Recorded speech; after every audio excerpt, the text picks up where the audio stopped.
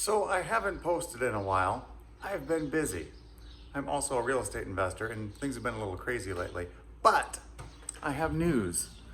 I have some updates. So I thought it'd be appropriate to post up another video. I recently sold my 2011 GT500 with the SVT Performance Pack in Kona Blue with white stripes, which I love dearly, and it was a convertible and it was awesome. I didn't quite want to reach for the new 2020 GT500 just because it's a lot of money, but I did do that and it's good. So a couple of points that I want to come to on this video. I heard a lot and I read on the forums and the internet and watched a lot of YouTube, and a lot of guys would say that going from the 500 to the 350 you'd be very disappointed, and there's definitely a segment of Shelby lovers that's true for. Me, not so much, and I'll tell you why. This car is good on so many levels.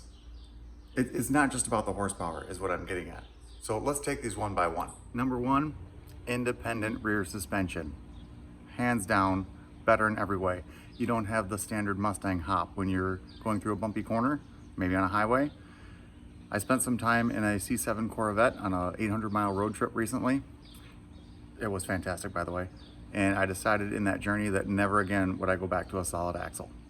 IRS is a huge improvement to this chassis. It is so much more planted, stable, handles.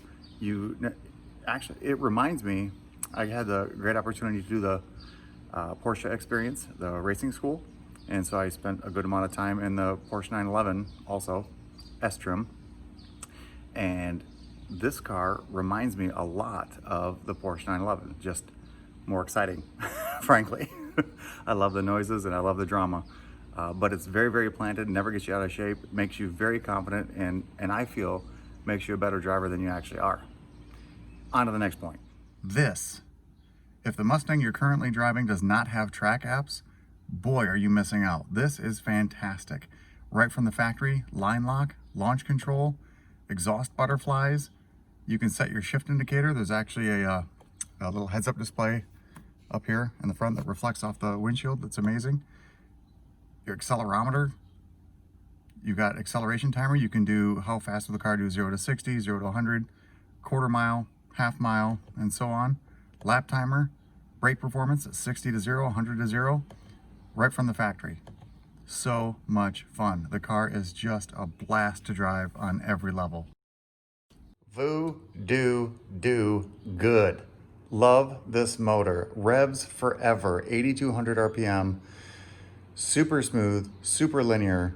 It's not the crazy torque monster that the previous gen 500s were, but it almost doesn't matter because it's so good, so linear, and so smooth. The car is just effortless to drive. It's great. It makes you a better driver. The other thing I love about this car is the Tremec 6-speed, like butter. It is amazing. I had a brief moment of insanity when I was looking at a Roush, and you get the same junk transmission that comes in the GTs, but the Shelby, you get an upgraded Tremec 6-speed that shifts like butter. It is really good. You never catch a synchro tooth or anything weird like that. Super easy to shift quickly, and it's really hard to miss. Love it. Wait, let me try that again. Love it. There it is. My two favorite buttons in the car. That little guy right there and that little guy right there. Having the exhaust butterflies, one, it helps maintain good neighbor relations, which is always a plus. And two, I rarely ever keep it in quiet mode, but I like the like flipping the switch and waking the car up. It's very satisfying. Launch control, that's excellent. Sitting at a stoplight like you do, click it, mat the pedal, it'll hover at whatever RPM you preset, dump the clutch, and it manages your launch for you. It makes you a better driver. You don't even need talent anymore. Just buy the car and drive it. And my other favorite thing about this car is that right there. There is so much adjustability in this car as you're driving. It is wonderful.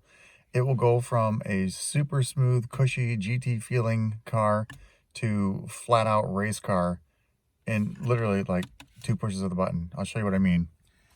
Push the button once. You got normal drive modes. You can jump it up to sport. If you got bad weather, it'll smooth it out and retard the timing and make it all cushy. You go over to track.